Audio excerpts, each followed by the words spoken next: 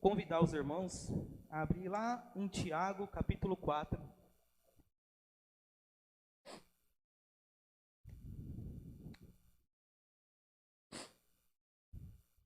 Tiago, o capítulo 4.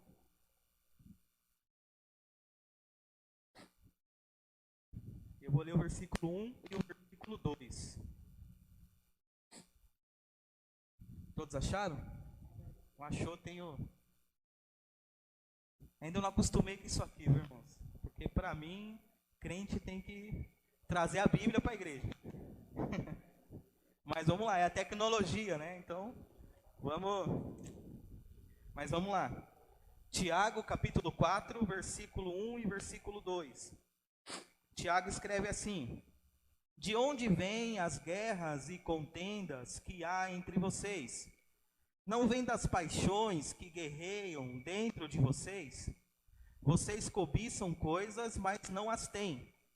Matam, invejam, mas não conseguem obter o que desejam. Vocês vivem a lutar e a fazer guerras. Não têm, porque não pedem. Queria fazer mais uma oração nessa noite, pedindo a graça de Deus. Senhor nosso Deus e nosso Pai, em nome do Senhor Jesus, obrigado, Pai, pelo privilégio de nos reunirmos aqui como irmãos, de poder, ó Pai, louvar o Senhor, exaltar o Teu nome, e poder, ó Pai, ouvir a Tua palavra, Deus. Nesse momento, o Senhor fale aos nossos corações, fale, ó Pai, não aquilo que queremos, mas aquilo que precisamos ouvir, ó Deus, e que a Tua palavra, ó Pai, possa falar ao nosso coração, e possa cumprir o resultado, ó Pai, em nós, que é transformar as nossas vidas, que é nos mudar, ó Pai, que é fazer de nós novas pessoas, ó Deus.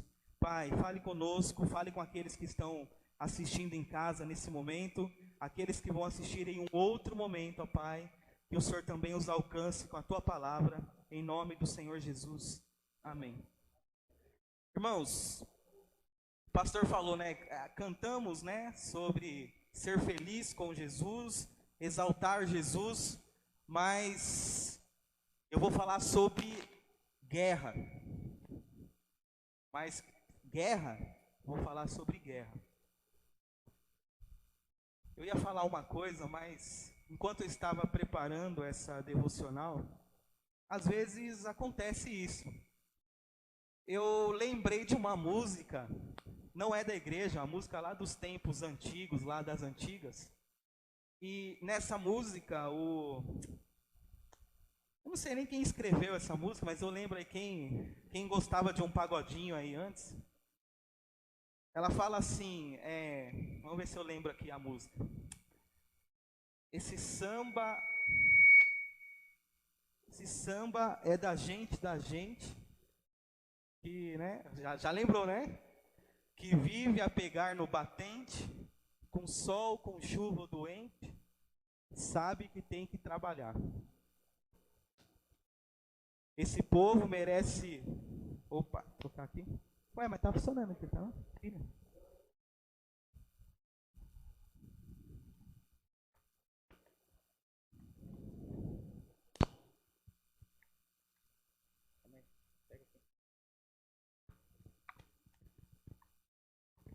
Onde que eu estava mesmo? Ah, lembrei. Esse povo merece uma medalha, porque nunca foge da batalha. E agora, até aí, depois daí eu já não lembro mais.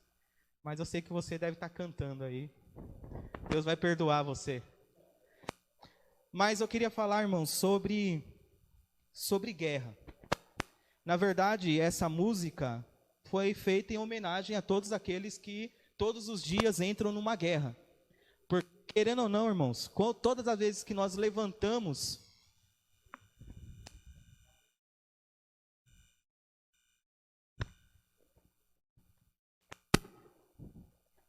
Todas as vezes que nós levantamos por uma guerra, não é verdade? Somente nós homens, né?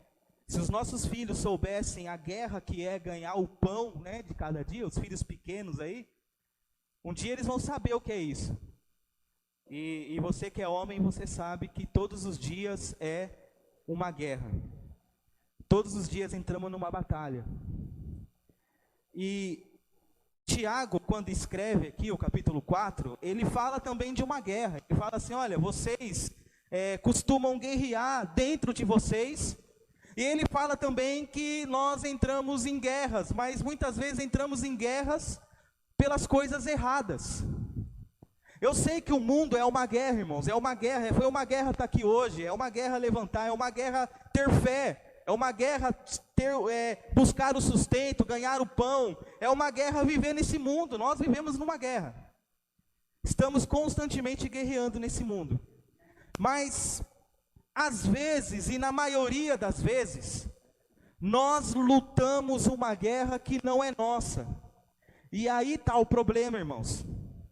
O problema é quando nós entramos numa guerra que não é a nossa guerra, que não é a guerra que Deus preparou para nós guerrearmos. E olha, irmãos, na Bíblia, você encontra várias linguagens militares. Você vê Paulo falando para Timóteo, Timóteo, milite comigo.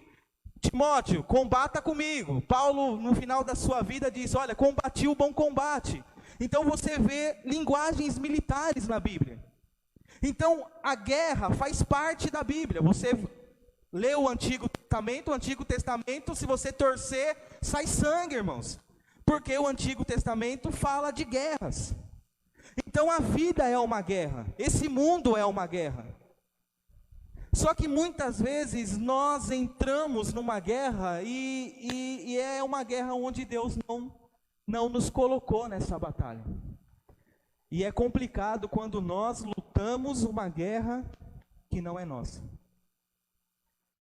A principal guerra hoje não é o sustento para a sua família. A principal guerra hoje não é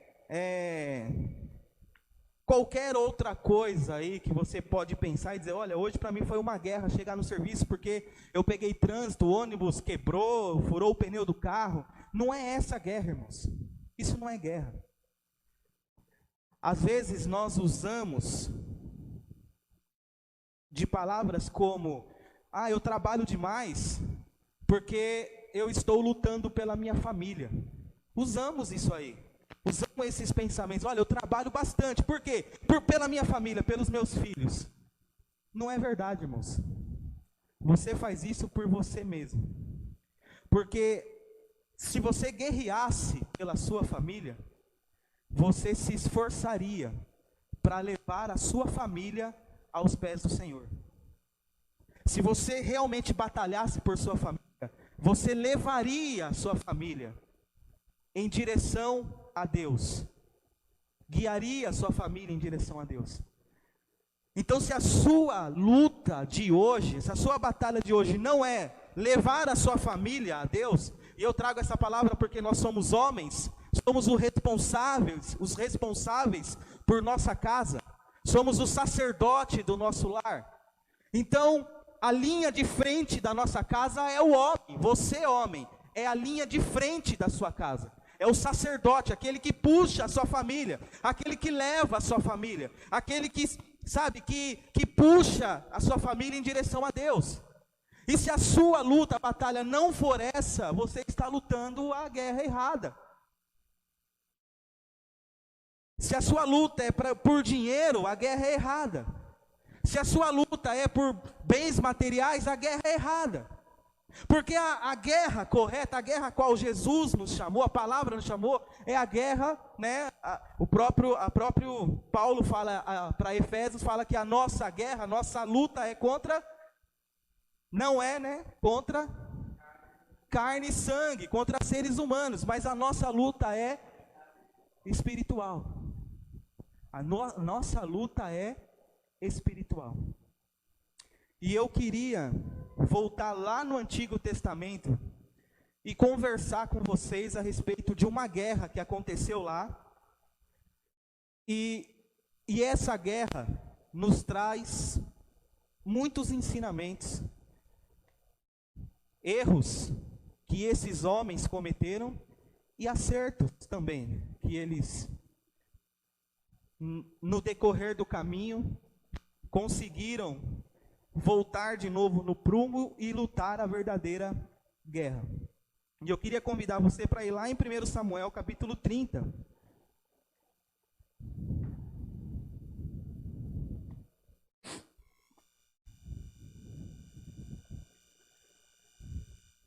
Primeiro Samuel, capítulo 30, versículo de 1 a 4. Olha o que diz. É um ambiente de guerra, histórias de guerra, a qual nós vamos aprender muito aqui nessa noite, nesses poucos minutos que nós temos aqui. Todos acharam? 1 Samuel 30, versículo 1 em diante.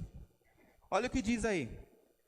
Quando Davi e seus soldados chegaram a Ziclag, no terceiro dia, os amalequitas tinham atacado o Neguebe e incendiado a cidade de Ziclag.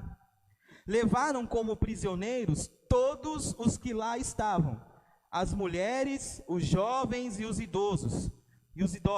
A ninguém mataram, mas levaram consigo, quando prosseguiram o seu caminho. Ao chegarem em Ziclag, Davi e seus soldados encontraram a cidade destruída pelo fogo, e viram que suas mulheres, seus filhos e suas filhas tinham sido levados prisioneiros. Então Davi e seus soldados choraram em alta voz, até não terem mais forças. Um ambiente de guerra. Davi saiu com os seus homens e os inimigos invadiram a sua terra, destruíram a sua casa e levaram as suas mulheres e os seus filhos cativos, presos. É um ambiente de guerra, irmãos. Eu imagino o desespero aqui. Imagine você sair da sua casa para ir trabalhar, e quando você chega, alguém entrou na sua casa, destruiu tudo que você tinha, levou a sua esposa, os seus filhos, as pessoas que moram com você, levou para algum lugar. Imagine o desespero de Davi aqui, quando ele chega e vê aquela cena horrorosa de guerra, uma cena de pavor. E vê que esses homens que seguiam Davi, eram homens que acreditavam em Davi. Você quer ver um exemplo? Quem eram esses homens aqui? Vamos voltar lá no capítulo 22. 1 Samuel 22. Olha quem eram esses homens aí.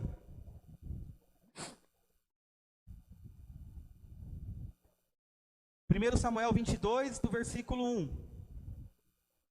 Vamos lá. Olha o que diz. Davi fugiu da cidade de Gate e foi para a caverna de Adulão.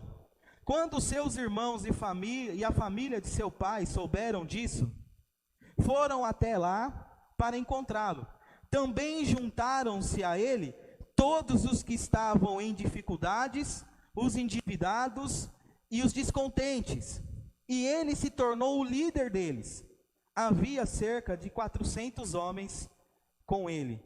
Então, esses homens que não tinham nada, eram endividados, eram desanimados, eles se encontraram com Davi, Davi se tornou líder deles. Davi deu esperança para eles.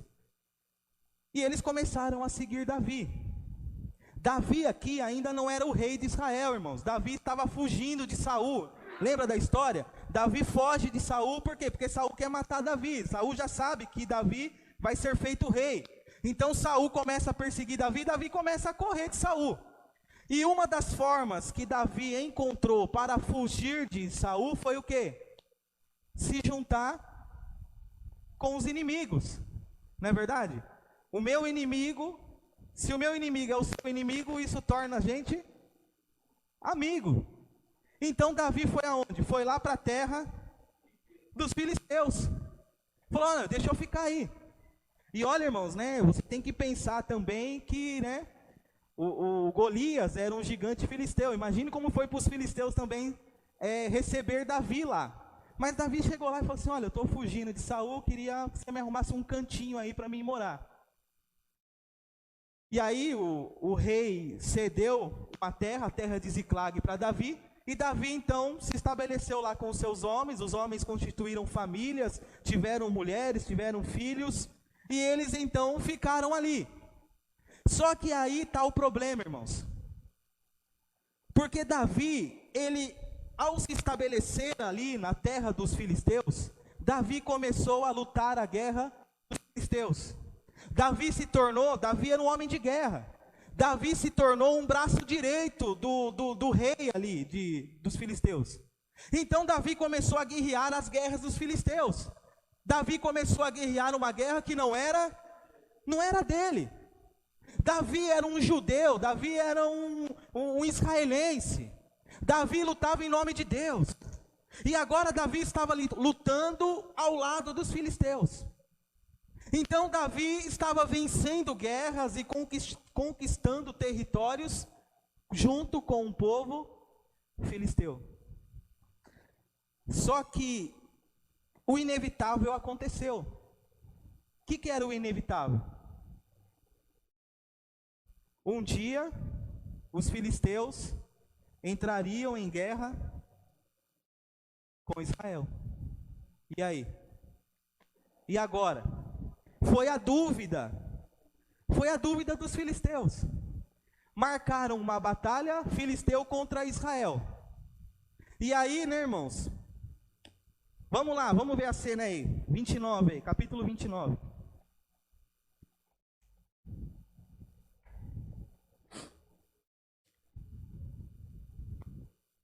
Olha o que está acontecendo aí.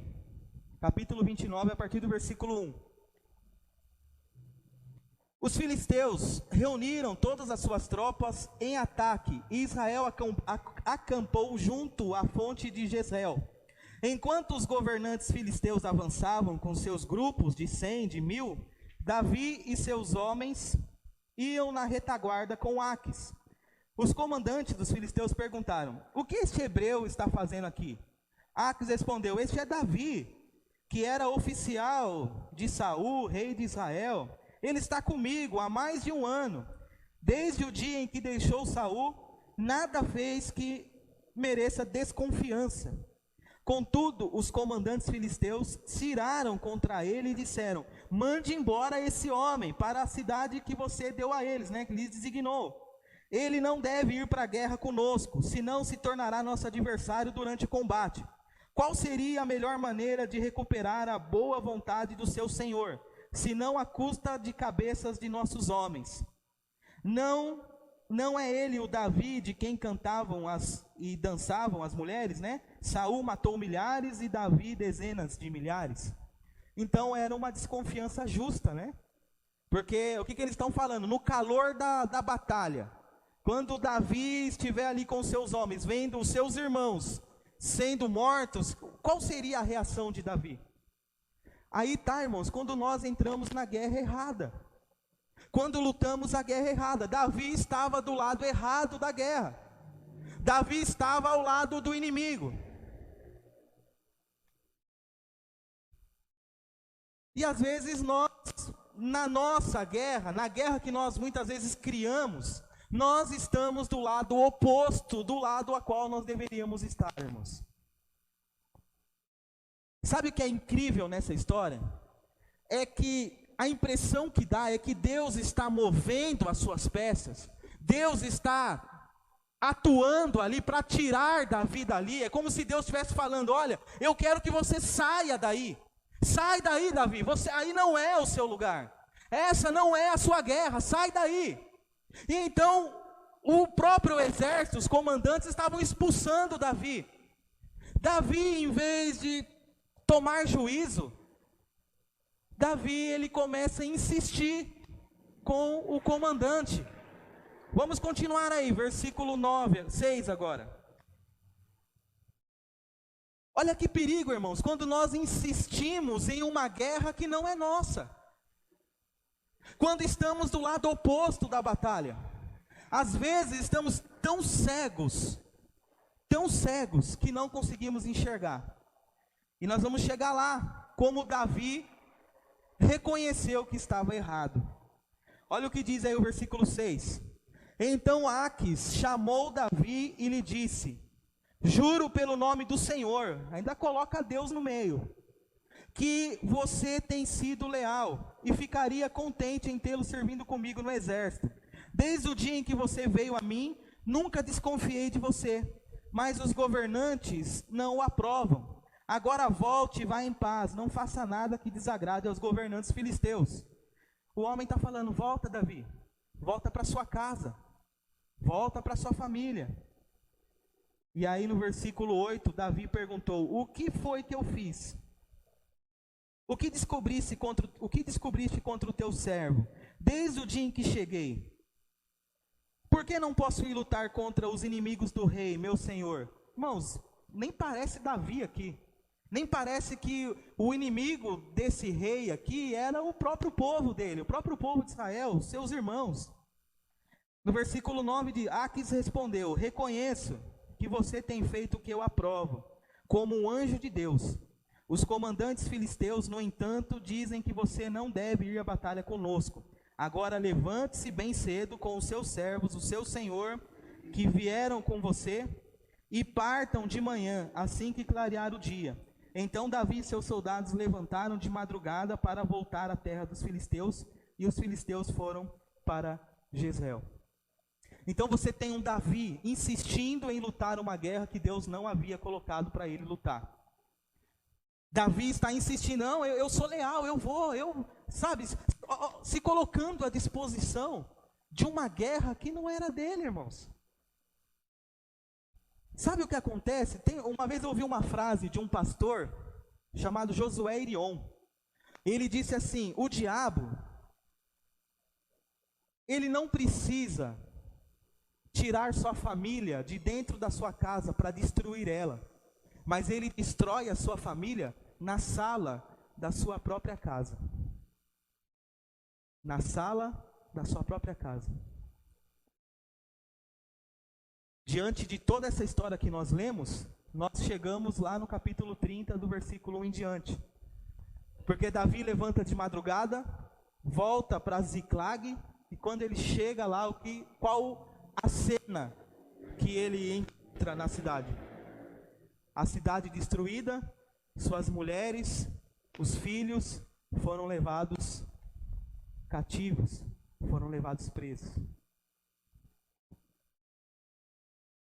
Enquanto estamos preocupados em lutar uma guerra que não é nossa, estamos perdendo a guerra principal, que é a guerra, aquela que nós lutamos pela nossa família. Aquela que lutamos pela nossa família.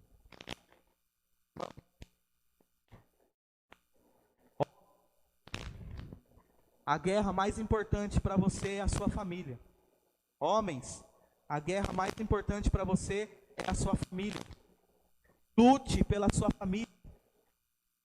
O mundo está bombardeando a família, você sabe disso. Você liga o jornal, você acompanha a política, você vê que a família está sendo bombardeada. Bombardeiam a família nas novelas, bombardeiam a família nos filmes, bombardeiam as famílias nas séries. A família vem sendo bombardeada, bombardeiam os seus filhos na escola. O diabo não está brincando, irmãos. E muitas vezes nós estamos tão preocupados em outras guerras, ganhar o dinheiro, buscar bens materiais, e esquecemos o mais importante. A nossa família está sendo destruída na sala da nossa casa. A nossa família está sendo destruída debaixo dos nossos olhos. E nós preocupados com outras guerras. Davi, ele chega a Ziclag e encontra aquele ambiente terrível. E o que resta para ele é o quê? Chorar, é o que fala aí no versículo 4, capítulo 30, versículo 4. Então Davi e seus soldados choraram em alta voz, até não terem mais forças.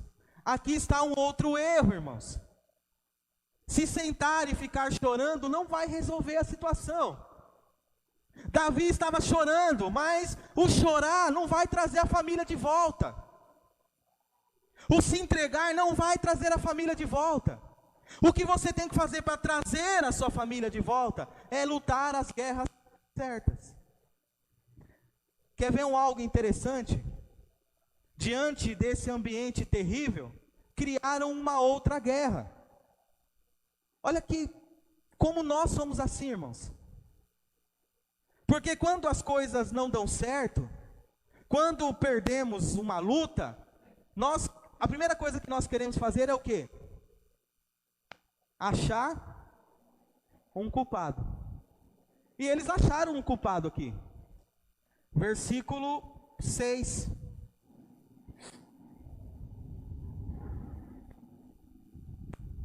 Olha o que diz aí. Davi ficou profundamente angustiado, pois os homens falavam em apedrejá-lo. Todos estavam amargurados por causa de seus filhos e de suas mulheres. Davi, porém, fortaleceu-se no Senhor seu Deus. Então eles criaram uma nova guerra. Por quê? Nós temos que achar um culpado. O culpado era Davi? Não, o culpado era todo mundo. Eles estavam lutando uma guerra. Eles eram o culpado. Mas nós somos assim, quando a casa cai, irmãos, nós queremos o quê? Achar um culpado. O culpado, né, isso é desde lá do Éden, o culpado é a mulher que o Senhor me deu, não é? Adão, você comeu do fruto aí? Comi, mas foi a mulher que o Senhor me deu, a culpa é do Senhor, porque o Senhor que me deu a mulher, estava bem sozinho, só faltou Adão falar isso para ela. Então, irmãos, nós somos assim. Queremos arrumar um culpado. Isso quando não ficamos, né, sentados chorando. Posso falar uma coisa baixinha aqui? Chamando pela mamãe. Porque na hora que o negócio aperta, a gente chama a mãe, fala a verdade. Você é homem aqui, você sabe como que é o negócio. Mas nós ficamos, né, sentamos e muitas vezes, como mimados, choramos, sentamos e ficamos chorando, gritando pela mamãe, gritando. Já uma outra turma decidiu arrumar um culpado. O culpado é o Davi. Vamos apedrejar Davi. Vamos matar Davi, ele é o culpado. Nós entregamos a nossa confiança a ele falhou conosco. Vamos apedrejar Davi. Uma outra guerra que não era a guerra do Senhor. Porque o que o Senhor queria? O Senhor queria que eles estivessem em casa. Queria que eles estivessem lá cuidando da família. Se eles não estivessem preocupados em outra guerra que não era deles, eles estavam em casa, defenderiam a sua família, defenderiam os seus filhos. Quando o inimigo atacasse, eles estavam lá, os homens estavam lá, para defender a sua família, defender a sua casa. Mas não estavam. E aí, diante de uma cena dessa, o que Davi poderia fazer? Davi, então, recobrou o juízo. O que ele fez? Já termina o versículo 6 aí, já termina falando como? Davi se fortaleceu no Senhor. Puxa, até que enfim Davi se lembrou que tinha um Senhor no céu. Até que enfim Davi se lembrou que ele tinha uma pessoa a quem recorrer. Que ele se voltou, alguém para ele se voltar, que era o Senhor. E então Davi se volta ao Senhor. E veja que Davi, ele muda a forma como ele guerreia. Ele muda a guerra. Ele muda a batalha. Porque olha o que Davi faz aí. Versículo 7. Então Davi disse ao sacerdote Abiatar, filho de Aimeleque: tragam-me o colete sacerdotal, Abiatar. Traga o colete sacerdotal. Abiatar o trouxe a Davi. O que é esse colete sacerdotal, irmãos? Em algumas versões fala estola sacerdotal. O que era isso? Qual era a intenção de Davi de mandar trazer o colete sacerdotal ou a estola sacerdotal? Sabe o que ficava no colete sacerdotal? Ficava duas pedrinhas que chamava Urim e Tumim. Como que eram essas pedrinhas? Eram pedrinhas que sabe, na urgência de uma resposta de Deus, eles usavam essas pedrinhas, do Umim e Tumim. Então, na urgência, Davi disse: não tem mais como esperar, eu estou aqui me fortalecendo no Senhor, mas traga a estola, traga o colete sacerdotal, porque lá no colete tem as pedrinhas. As pedrinhas, irmãos, era tipo cara ou coroa. Para a gente entender aqui o que estava acontecendo. Era assim, Senhor, né? Eu vou para a batalha. Cara, se der cara eu vou, se der coroa não vou. Cara, vamos. Essas pedrinhas era assim que funcionava, irmãos. Era uma resposta urgente de Deus. Algo que exigia uma resposta rápida. Então Davi fala, tragam as vestes sacerdotais. E ele trouxe. E então no versículo 8 aí, ó. E ele perguntou ao Senhor, devo perseguir esse bando de invasores? Olha como Davi muda a sua guerra. E olha como que ele começa a colocar a sua guerra agora no Senhor. E Senhor, eu quero lutar na sua guerra. Eu quero saber se o Senhor me autoriza a entrar nessa guerra agora. De ir lá e resgatar a minha família. É isso que Davi está perguntando ao Senhor. E então, né, diz aí, irei alcançá-lo? E o Senhor respondeu, persiga-os. E é certo que você alcançará e conseguirá. Eita, nós, cadê? Tá aqui não? Conseguirá. Beleza, obrigado, irmão Antônio. Libertar os prisioneiros. E Davi consegue. Davi, ele vai. E olha que linda, como termina essa história.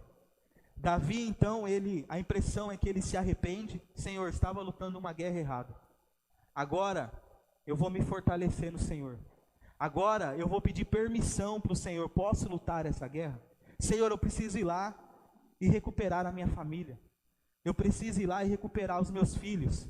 Eu preciso ir lá e recuperar aquilo que o inimigo me tirou. E Deus autoriza, porque é uma guerra justa, irmãos. É uma guerra boa, você lutar pela sua família, lutar pelos seus filhos, lutar pela sua casa. E Deus fala, vai, porque agora você está lutando a guerra que eu quero que você luta. Agora você vai, porque agora você está no lugar que eu queria que você estivesse. Lutando a maior guerra de todas, que é a guerra pela sua família. Davi foi, Davi venceu, trouxe todas as pessoas que foram levadas, as mulheres, os filhos dos soldados de Davi, todos foram trazidos de volta. E foram trazidos ainda com mais coisas, trouxe ainda as coisas do inimigo, trouxe junto com eles, né, como?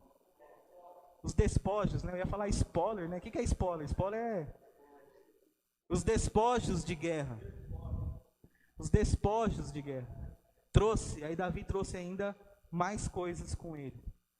Para a gente encerrar aqui, irmãos, eu não sei como anda a sua casa.